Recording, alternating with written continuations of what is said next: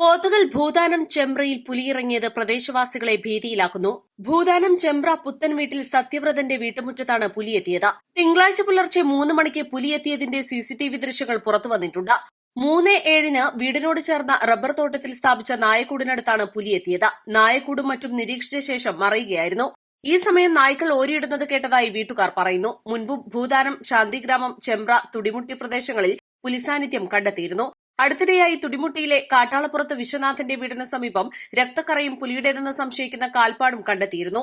രാവിലെ വീട്ടുകാർ ഉണർന്നപ്പോഴാണ് രക്തം ഒലിച്ചു കിടക്കുന്നതായി കണ്ടത്. ഇവരുടെ വീടിന് സമീപത്ത് ഒരു തെരുവുനായ പ്രസവിച്ചു കിടന്നിരുന്നു.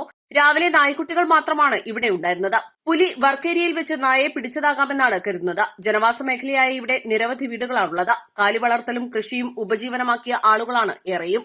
പ്രദേശത്ത് വന്യമൃഗശല്യം രൂക്ഷമായത് ജനങ്ങളെ ആശങ്കയിലാക്കിയിരിക്കുകയാണ്. East line, Edakkara.